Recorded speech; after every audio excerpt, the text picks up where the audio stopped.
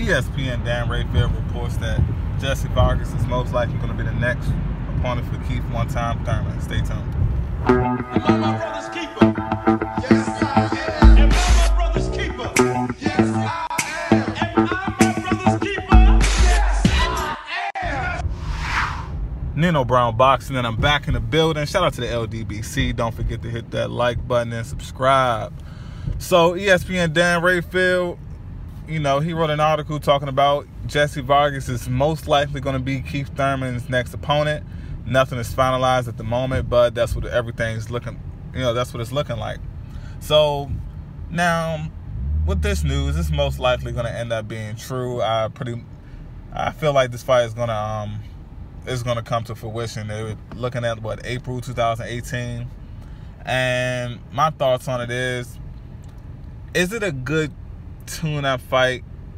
Yes, it's a good tune-up fight. But if you've been watching some of my earlier videos, I haven't been around that long, so, you know, it shouldn't be too hard to find how I feel about Keith Thurman. And me personally, as a boxing fan, as a former fan of Keith Thurman, I'm frustrated. And it's one of those things where it's like, I have to be honest. I'm frustrated because I like Keith Thurman. Keith Thurman was the man. You know, he could talk the trash. He was knocking people out. Even if he didn't knock people out, he was in a damn good fight. Like that fight against Robert Guerrero. He didn't stop Guerrero, but like, I guess that highlight I saw the actual fight, but on the highlight when I saw it in slow motion, when Keith Thurman hit Robert Guerrero and the blood just slowly just started to trickle out of his face. Like, to me, that's vintage Thurman. And even though that was only a few fights ago, that's not the Keith Thurman that we all see today. So that's why I'm a former Keith Thurman fan until, you know, he shows me something different. Now, the fight with Jessie Vargas, I mean, you know, Jessie Vargas is a very respectable opponent, and I would prefer Thurman to fight Jessie Vargas over any of the other softer touches at welterweight. I'm happy he didn't pull someone out from 140 and try to fight someone like that. To me, that's just would have been a disgrace once again, you know. So I have to, you know, applaud Thurman for that, but at the same time, the fact that Thurman has been so inactive, and he hasn't been inactive due to promotional issues, he's been inactive for all of these other reasons. He said he's been injured. And in a way, I feel like, who am I to question his injury? And last year, well, the year that he was supposed to fight Shawn Porter initially, and the whole car accident came up, the way I felt about it was like, man, Keith Thurman is a grown man. He doesn't have to show anyone any X-rays, and he doesn't have to go out of his way to make people believe him. I felt like, you know, if they didn't believe Thurman, that was on them. Like, he a grown-ass man, and he doesn't have to answer to them. He answers to his promoter. He answers to his advisors and his manager and his family and his doctors. It's really that simple. Not even the opponent at the time, Shawn Porter, that was his manager / advisor, Al Heyman's job to pass that message on to Team Porter. Like, that's how I felt.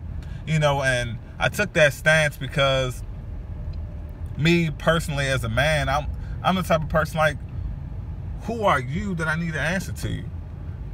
So even if it is the fans, if I tell you that I'm injured, if you can't trust what I'm saying, that's on you. That's a personal problem. But I refuse to go on my way to make you feel better about what I said. If you don't trust that I'm being honest with you, then why put in extra effort for you not to trust me even more? But then it happened again. It happened again with the whole elbow thing. And when the whole elbow issue came up, you know, I was on the fence about it because Thurman has been so inactive. So that was that was like the selfish side of me, being a fan, wanting to see Thurman in the ring. But then the video dropped of Thurman sparring in the streets. That's when I was done. Like, it pissed me off. And I was a guy that was definitely defending Thurman, saying, like, you don't owe it to anyone. You know, if they don't believe you, that's up to them. And you keep it pushing. But when that video dropped of Thurman sparring in the street with boxing gloves on, and it rubbed me the wrong way to the point where I can no longer support Thurman. I can't defend him when it comes to his injuries, because it's just, if it's that serious and it requires you to take that much time off, why are you out here playing in the, pretty much playing in the street? That's like a star basketball player doing a pickup game after he has a surgery and he hasn't even come back yet. And that video dropped months ago, and Thurman still isn't back. They talking about coming back April 2018, so that's like 4.5 months from now. So Thurman has just left a bad taste in my mouth, and it's unfortunate. But this fight with Jessie Vargas, it's like, it's a good fight, and I'm not gonna be disrespectful to Jessie Vargas. He defeated Saddam Ali. That's the same Saddam Ali that beat Cotto. Even though it was an old Cotto, it was still Miguel Cotto.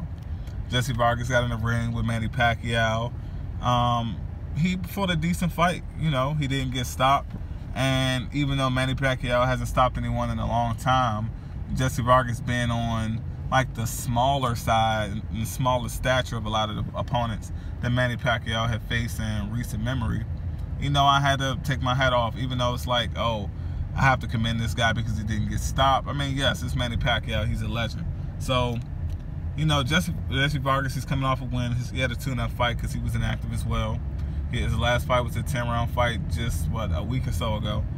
So, I mean, I feel like this is a good fight for Keith Thurman.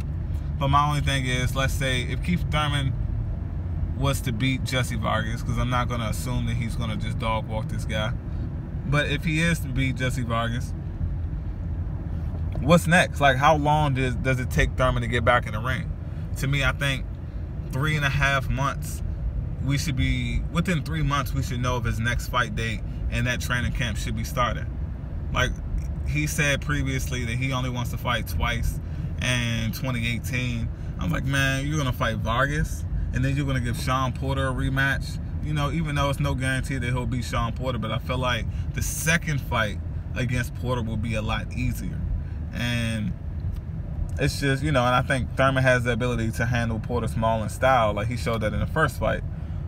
But Jessie Vargas, Sean Porter, and no one else. And now we're back in 2019 waiting for Keith Thurman to fight somebody else. Like, come on, Keith. Come on, man. It's disappointing being a former Keith Thurman fan, someone that I held into extreme high regard. I enjoy his fight style. I love his trash talking. I love his build up. But the Keith Thurman that we get right now, it's like the movie Get Out. It's like someone has taken over his brain, and you have some corny ass guy with a bow tie, with a colorful bow tie and a pink cardigan. Some Carlton type of guy, and Keith Thurman's body, like, acting like a square. Like, he's just being soft. Like, Errol Spence calls him out. He doesn't have much to say. It's just, man, so much ducking and dodging, and Keith Thurman is coming off as extremely soft and extremely timid. The fact that he fixed his lips and said he's just not ready, or he's just not ready for that fight with Spence yet. And, like, I appreciate the honesty, and I definitely respect it. But just because you're being honest, it doesn't eliminate the fact that your fans are going to criticize you. And you're definitely going to face a lot of criticism from Nino Brown Boxing. So, how do I see that fight playing out? Honestly, I don't know. Thurman has said it himself, he's not as hungry. So, I can't base this upcoming 2018 fight off of the previous Keith Thurmans that I've seen in the past. Like, his last fight, he unified with Danny Garcia, so he was hungry in that fight. In the fight before that, he was going against a live dog and Sean Porter, hence title was on the line. I get it. But now, this is his first quote-unquote soft touch since he's been a unified champion. It was his first title defense as a unified champion. So it's like, I don't know which Keith Thurman is going to show up. And it's hard for me to make a prediction because the Keith Thurman that I've heard in the last few months is not the Keith Thurman from the past that we all know and love. So it's extremely hard for me to make a prediction when it comes to this. Jessie Vargas is also improving, and he has a new trainer. the body snatcher is going to get him right. And, you know, if the body snatcher can implement at least, I guess, like a half or just a couple of ounces of his body punching ability, if he can pass that over to Jessie Vargas and, you know, hit Keith Thurman in that soft pillow top that he has, that muffin top, it's really hard to say that Keith Thurman will be able to last with him. You know, we can't forget that Collazo hurt Thurman to the body. And I feel like Jessie Vargas is getting better, and he'll have the ability to hurt Thurman to the body as well. But you're talking about a rusty Keith Thurman. You're talking about the lunchtime Keith Thurman, because the last few times we've seen Keith Thurman, he's been very chubby in the face, and I know this man is weighing more than 170 pounds. So you got Keith lunchtime Thurman that's going to have to take the majority of his camp, shedding those pounds, and I hope he's already started, because if he waits until the training camp, you know, he's going to take those 8.5 weeks trying to lose all of that weight. That's definitely not going to be a good sign. And then you combine that with the fact that Thurman isn't hungry. Come on now. Hey, man, this is a recipe for disaster right here. All I know is Thurman, even if he beats Jessie Vargas, the fight can't be close. It can't be competitive. Thurman is slowly on a decline when it comes to his relevance. If it wasn't for those belts, Thurman would be an irrelevant fighter in a welterweight division.